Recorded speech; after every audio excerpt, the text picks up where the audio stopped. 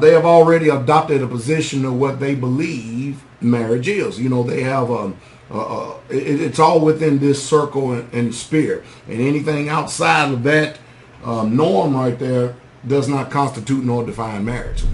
Let's start off with history, and of course, you know, you're going to get some biblical history here. Number one, did Abraham have a marriage license? No. Moses? No. Did George Washington have a marriage license? So we know we went way from the beginning of the time of the Hebrews all the way up here to the inception of America with the Europeans. And of course, throughout all that stretch of time right there, and we're looking at just about, you know, close to 6,000 years, 7,000 years of time, men has not had marriage license. Well, what has taken place? Well, in this country, in which most of you are not familiar with history, and that's the reason why you're destroyed. You know, if I said it once, I said it 1,000 times, that those who do not know history are destined to repeat the same mistakes of the past. And no doubt we are definitely repeating the same mistakes of the past. And most of you are just so hard-headed, you literally are not going to get it until you suffered enough pain. You suffered enough indignities and injustice at your own ignorance. One day, you may even take the defibrillator, stick it up and put it up on your own mind, pow, and may find yourself on the side of a mountain somewhere crying out for a change.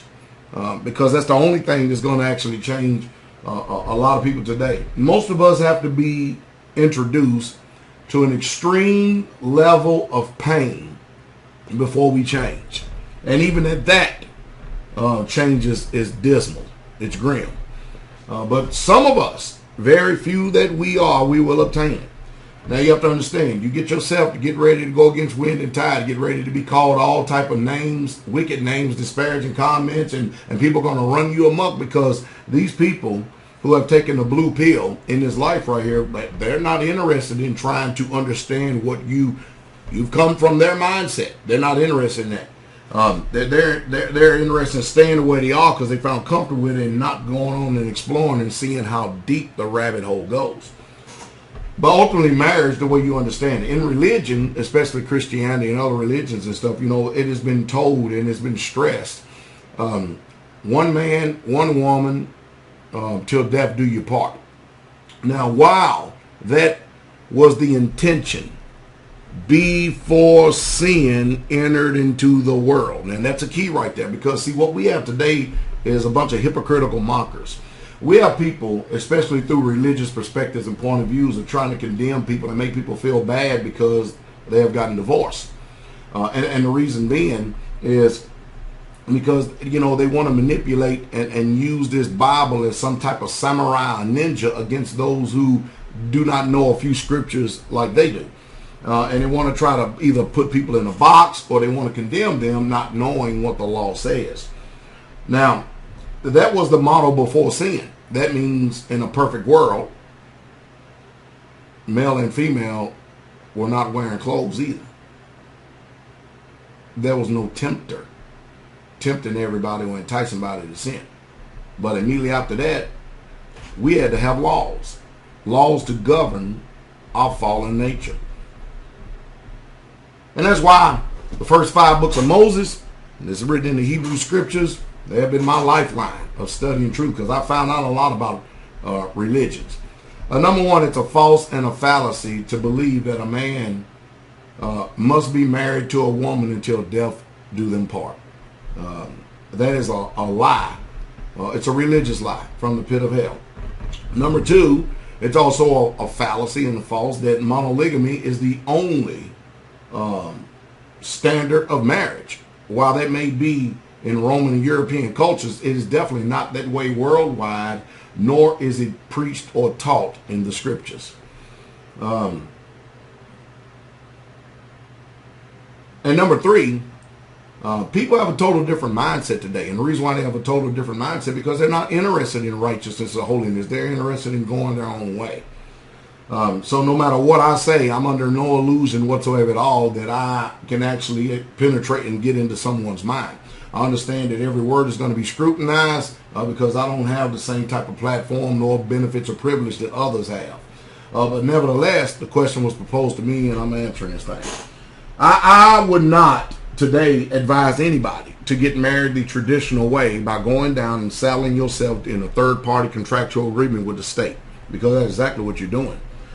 Especially you as men. It's no benefit to you whatsoever at all. As a matter of fact, you are getting ready to put the greatest snare upon your life. It's greater than a 30-year home mortgage in this dismal economy right here, which if you go out and you try to mortgage a piece of land right now, or a home, let me say that, and you saddle yourself for 30 years, you're a fool. You are literally a prating fool. Because, again, the economy, I don't care what the government says, it's sick. It's on life support. And the only reason why you're not seeing the effects of this inflationary depression that we're in, we are in a depression. Listen to Pastor Dow. You are in a depression. One more time. You are in a depression. The illusion is because we have a government that can print money out of thin air and continue to keep devaluing the currency and print money into oblivion and stuff. You do not feel the effects of the depression, but one day that printing machine is going to stop. The economy is already collapsed. You just don't know it because you're under illusion. And if any of you think that the United States government is going to tell you the truth, knowing that will cause some civil unrest, you have lost your ever-loving mind, and you deserve exactly what you get. But it's not wise to get married after the traditional Christian way in this country. No, it ain't. You'd be better off making a contract between you and the woman or women you choose to get married to. You have to understand, my conscience is totally alternate in religion in this world. All the time I ask for all type of civil discussions and civil debates. You know, hopefully in a controlled environment and stuff, to where we won't let feelings and emotions run wild, but we'll let truth be the end source. And of course, you know, since I personally believe that the scriptures are the truth, then my opinion and your opinion simply just does not matter. Because after all, when y'all made this earth, he didn't ask for my opinion. He did not discuss with me how to hang this cosmos, to do this whole thing and stuff. He just simply asked me to represent his truth. And most of you who will not go out and explore and study to see if what I'm saying is so or not, all you're going to do is sit back in dismal ignorance and chaotic insanity, and condemn every word I said, but yet it's still the truth. If you go out and you get a marriage license, men today and women, you deserve exactly what you get, because you're going to be married to the state. You're already in a polygynous or polygamy. That's the right word when you go out and get a marriage license. You are in a polygamous relationship. Will you understand it, like it or not? Because the terms and agreements that was in that contract, they wasn't disclosed to you. All you saw was a piece of paper, but there's a whole bunch hidden behind that piece of paper. I mean, an extraordinary amount. Just like there's an extraordinary amount of information hidden behind that little thing when you go get a 501c3. That's an extraordinary amount of stuff that you're not familiar with. But I tell you what, it's definitely not for you men out there at all, because they are literally destroying you. And the government is using these people to destroy you. So, no, I would not advise. Let's just deal with a couple of fallacies. Number one, there's no such thing as one man, one woman in marriage until death do your part. You're not going to find it in the Bible, nowhere. Number two, there is no such thing as a marriage license. Not in the whole of the Bible. As a matter of fact, when a man had sex with a woman, she became his wife. I know immediately, well, what about prostitutes, whores, and concubines? That means you will pay a penalty for fornication, which was 50 shekels of silver. And of course, you know, if you didn't have 50 shekels of silver and you got caught, boy, I'll tell you what, you'll start thinking real quick about these penalties that are levied against you for going out and transgressing the law. But you have to understand, we are Israelites, and we are charged to teach the world, not the world to teach us. And most people are not in the world. They don't care nothing about these laws, statutes, and commandments, nor are they going to embrace these principles. So that's why you have to selectively pick the people that you're choosing to advance a relationship with until death do you part, because all men and women are not wise today.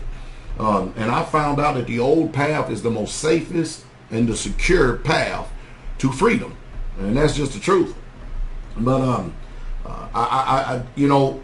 if our society can get this, rather than having all this promiscuous stuff that's going on and stuff, and women degrading themselves out there by putting themselves on the meat market, being turned more times than a doorknob and stuff, fragmenting their souls and just literally going insane today.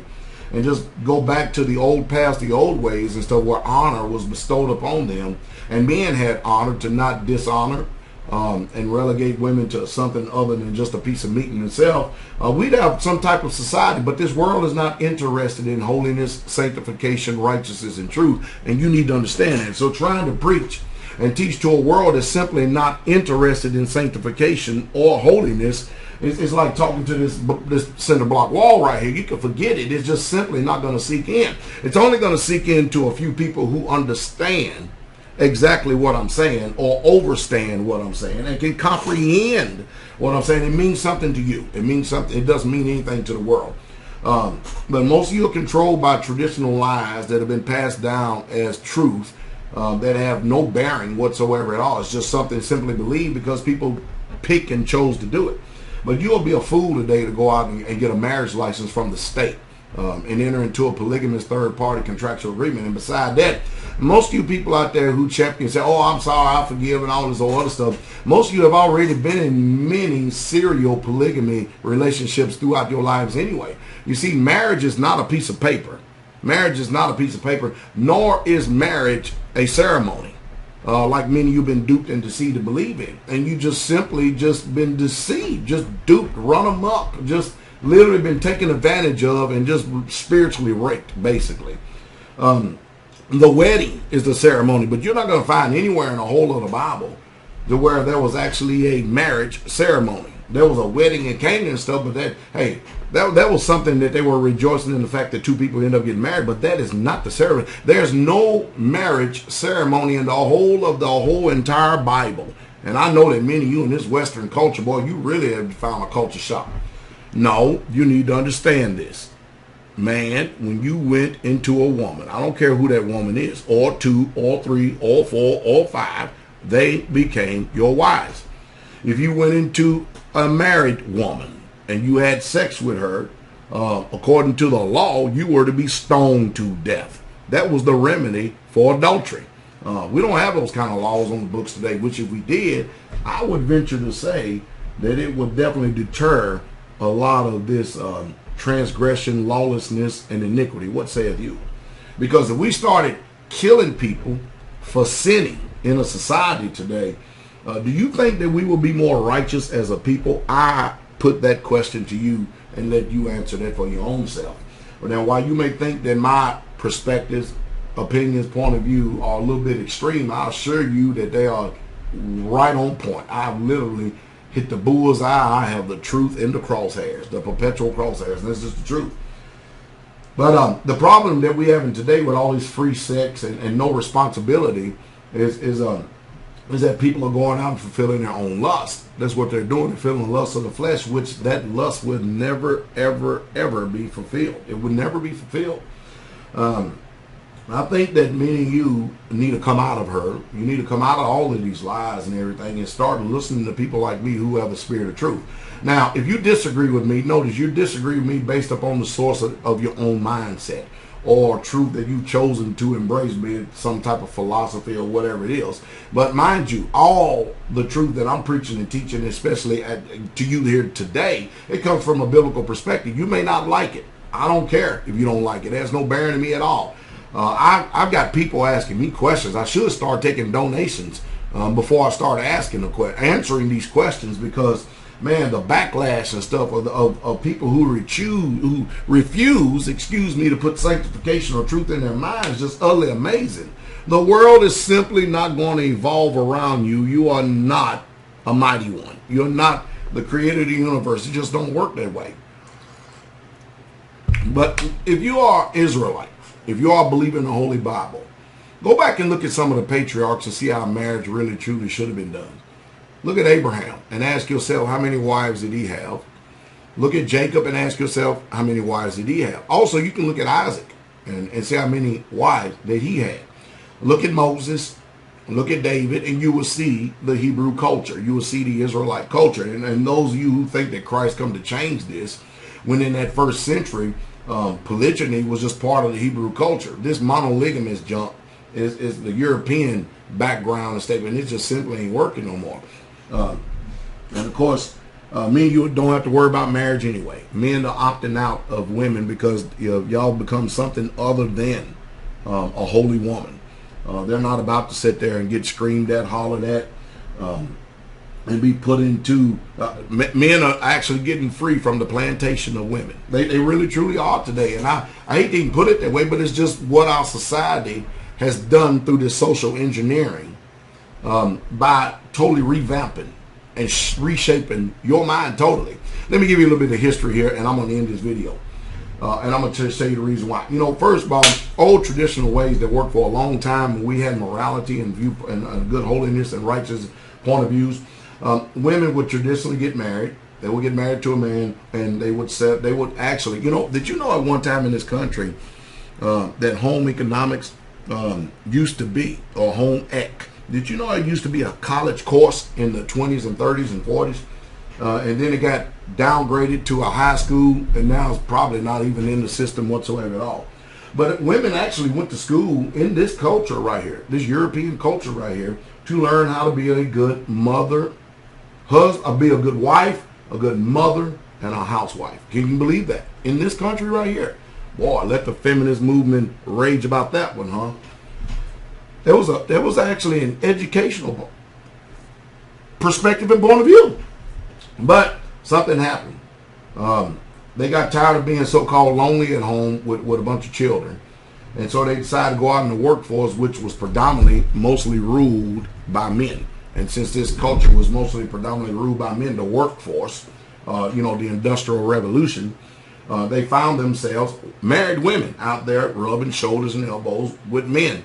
Boy, can you imagine only what took place? Because after all, the feminist movement, everybody else was telling these women, you're better than any man. Ain't no man out there. Whatever a man can do, you can do too. And of course, the women bit of these fruit of lies, and they went after hook, line, and sinker. And so not only did they rush to go get into the job market, then they found out there were other women there. Well, the spirit of competition entered in. It sure did.